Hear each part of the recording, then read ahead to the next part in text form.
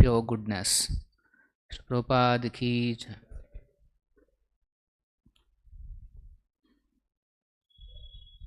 Om Namo Bhagavate Vasudevaya. Om Namo Bhagavate Vasudevaya. Om Namo Bhagavate Vasudevaya.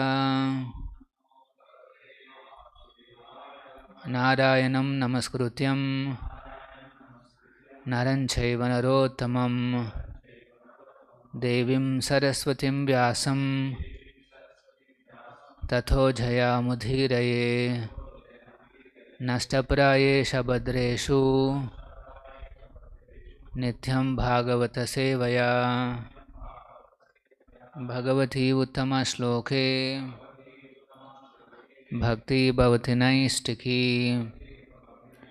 Reading from Srimad Bhagavatam, Canto 3, Chapter 9 and Text 13. Pumsam ataha vividha karmabhihi advara adhyai dhanena cha ugratapasa paricharyaya cha aradhanam bhagavataha tava satkriyathaha dharmaha arpitaha karhichit mriyate na yatra pumsamatho vividha karmabhir advaradhyair dhanena chogratapasa paricharyaya cha आराधनं भगवतस्तव सत्क्रियार्थो धर्मोऽर्पितः कर्हिचित् म्रियते न यत्र.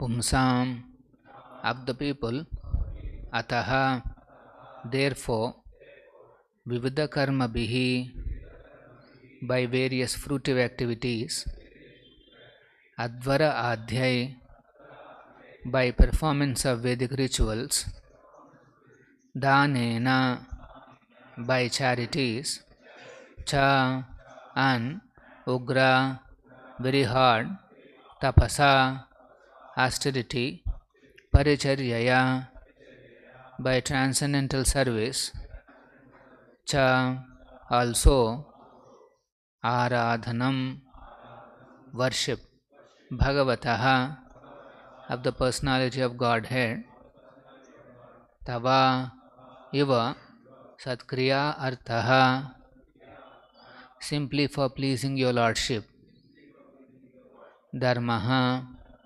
religion, arpitaha, so offered, karhichit, at any time, mriyate, vanquishes, na, never, yatra, there. Translation purport by His Divine Grace A.C. Bhaktivedanta Swami Prabhupada.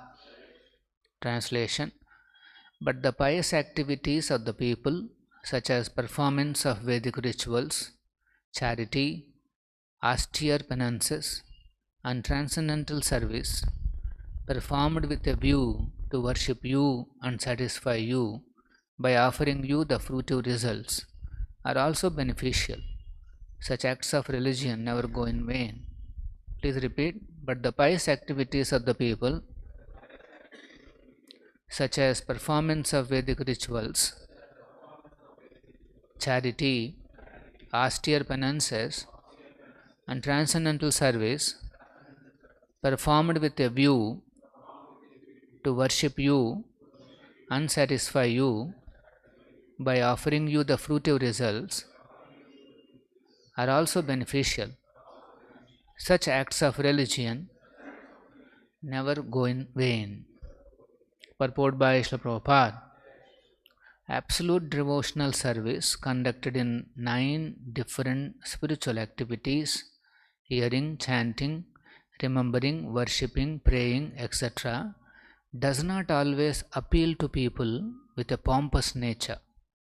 They are more attracted by the Vedic scriptural superficial rituals and other costly performances of social religious shows. But the process, according to the Vedic injunctions, is that the fruits of all pious activities should be offered to the Supreme Lord. In Bhagavad Gita, the Lord demands that whatever one may do in one's daily activities, such as worship, sacrifice, and offering charity, all the results should be offered to Him only. This offering of the results of pious acts unto the Supreme Lord is a sign of devotional service to the Lord and is of permanent value, whereas enjoying the same results for oneself is only temporary. Anything done on account of the Lord is a permanent asset and accumulation in the form of unseen piety for gradual promotion to the unalloyed devotional service of the Lord. These undetected pious activities will one day result in full-fledged devotional service by the grace of the Supreme Lord. Therefore, any pious act done on account of the Supreme Lord is also recommended here for those who are not pure devotees. Sanstha Bhaktivedanta Parvato Madhyanatimirandhasya Gyananjana Shalakaya Chakshuranmilitam Ena Tasmai Shri Gurave Namaha Nama Om Vishnu Padaya Krishna Preshtaya Bhutale Srimate Bhaktivedanta Swamin Nitinamine Namaste Saraswate Deve Gauravani Pracharine Nirvishesha Shunyavadi Paschatadeshatarine Jaya Shri Krishna Chaitanya Prabhu Nityananda Shri Advaita Gadadhara Shri Vasadi Gaura Bhakta Vrinda Hare Krishna Krishna Krishna Hare Hare Hare Rama Rama Rama Hare Hare. The last verse talks about the pure devotees, the 2 types of devotees, Sakama and Nishkama. And the pure devotion to the Lord has been glorified. But then what about the Sakama? So that has been explained here. The pious activities of the people in the performance of Vedic rituals, Vividha Karma Bhi, Pumsamatho Vividha Karma Bhi, the various pious activities, Advara Adhyai, then Vedic rituals. The other day we were discussing about how the social religious shows, Prabhupada uses this word, social religious show. People, they do these religious activities for the purpose of showing off their wealth and position in the society. they are called social religious shows. Why it is called social? Because it involves calling a lot of people to the event. There is a gathering, and they'll all gather for apparently a religious function, a Vedic ritual. For example, marriage. So he will be, the person will be organizing the marriage of the child, male or female or whatever, and then he accumulates money for the whole life to conduct that show, and they spend a lot of money. Particularly in these two states, there is a crazy competition to show off the wealth and possession. The other day, somebody was telling me that for marriage of his daughter, I think they spent some 300 crores. He has planned parking and all that, and for the parking alone 30 crores. He has made 30 crores. We can come up with one temple, one more golden temple. So 30 crores he has spent. So they are called social religious shows. Then our discussion went on to how these marriage celebrations are taking shape. Now it's a internet, and so the great value is given to the photographer and the videographer, because those photographer has to shoot nice interesting views, post it into their channel, and hopefully thousands will click and say it's great. So they want that. And then I heard the photographer is paid around 20 lakhs. Photographer and videographer is paid 20 lakhs. So that's why Prabhupada is saying is people of with a pompous nature. Pompous means they want to show off.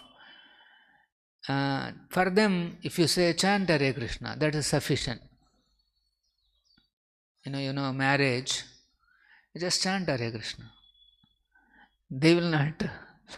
They think, what is this chanting Hare Krishna? So it will not appeal. So Prabhupada is saying the absolute devotional service conducted in 9 different spiritual activities, hearing, chanting, does not always appeal to people with a pompous nature. See, every statement of Prabhupada is so realistic, and it reflects the truth. So this is called darshan of the truth. We are able to have darshan in the pages of Prabhupada's purports. We can have the darshan of the truth, and whatever allows you this darshan, that's called philosophy. Philosophy means we should be able to have darshan of the truth. So the real philosophy is that without hesitation it presents the truth. That is the real philosophy. And you can see Prabhupada never compromised in the pages of his Bhaktivedanta purports. Jai Radha Govinda Ki. He never compromised. He presented the truth. So people are becoming pompous in nature because too much wealth is there, and so many titles and positions. So that's why they are more attracted by the Vedic superficial rituals. They conduct some grand rituals, some strange homas, Ashwamedha Yajna, and all kinds of Vedic rituals they conduct. Mostly they are meant for social religious show, that's all. So now coming back to this marriage, I saw one small video. Nowadays, the boy and girl, they enter the scene in a very dramatic way. That entry should be very dramatic and cinematic way. So what happened in that video I am seeing, they're all coming in one capsule. Both boy and girl are in a capsule, and then one crane is bringing them, and then everybody, wow, wow, they're exclaiming, wow, like that. And what about some issue, technical issue, crane crashed,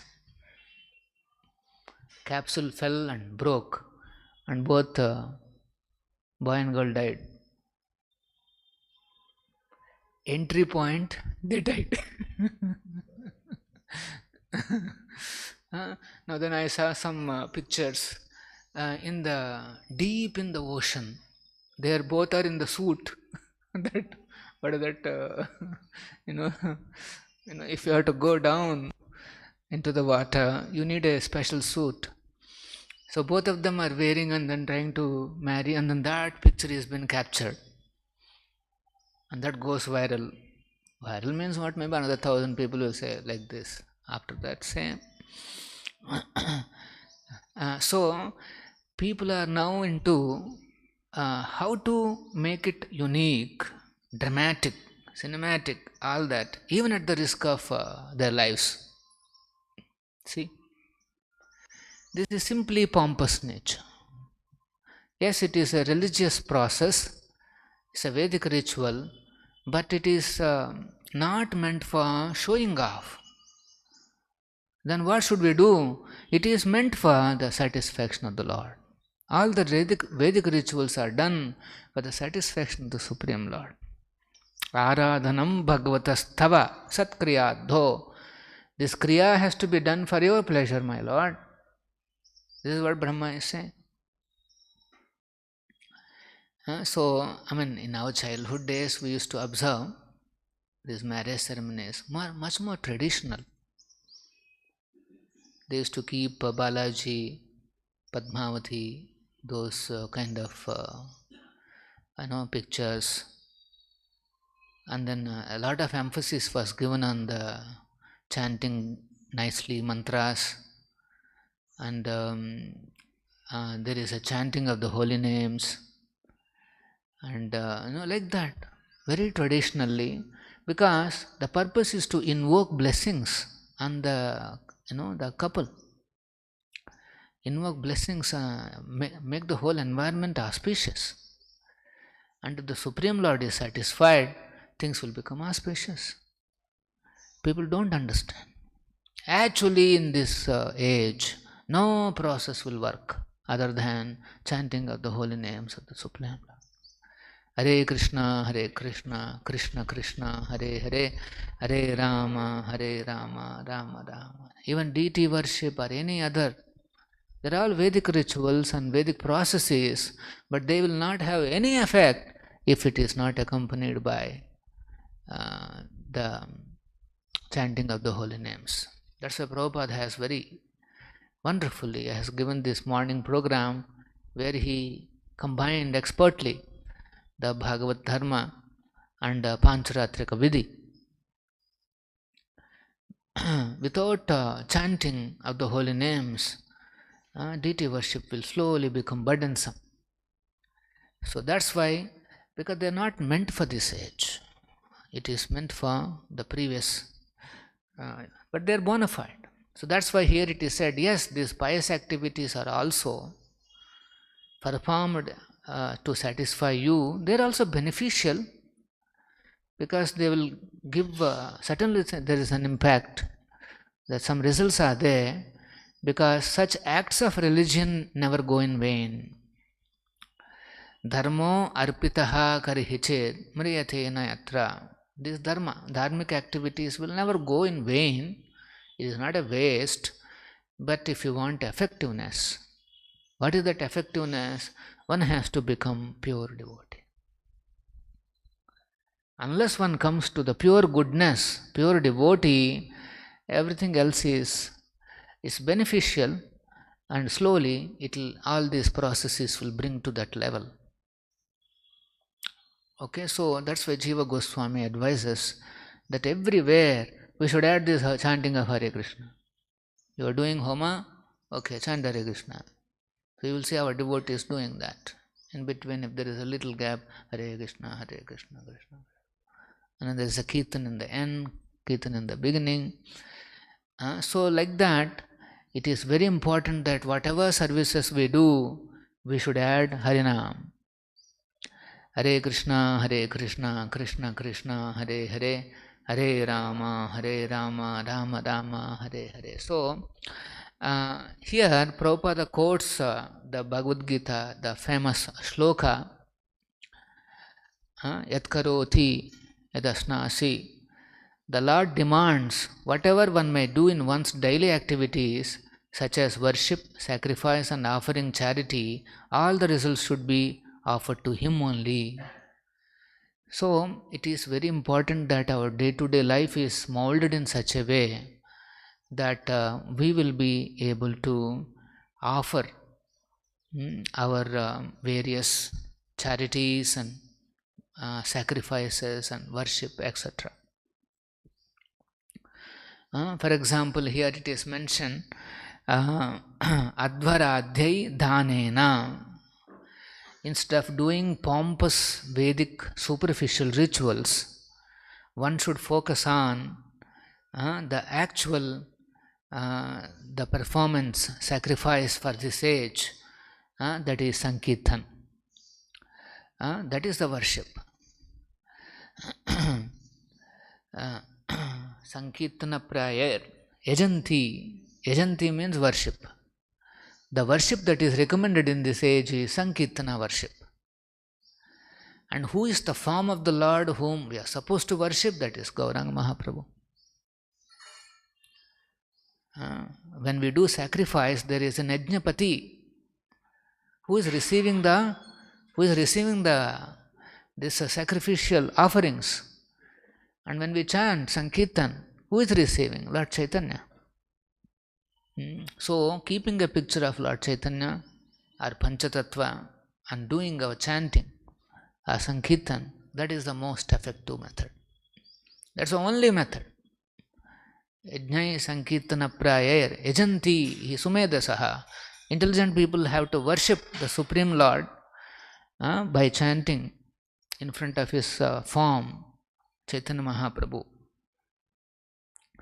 So, the other pious activities are not denied, and Sakama devotion is not denied, because ultimately these things will never go in vain. So, when we are executing these services, we should carefully avoid personal ambitions, this motivation. Prabhupada says, devotees may become older, or many years they may be practicing, but the progress will not be there. The Prabhupada says the poison is personal ambition. So we should simply work as a servant of the Supreme Lord, servant of Guru, Gauranga, and then execute the duties for their satisfaction. So here we have seen a pure devotee means he adopts the desires of the Supreme Lord. He takes the desires of the spiritual master. He takes the desires of the Supreme Lord as his own desire.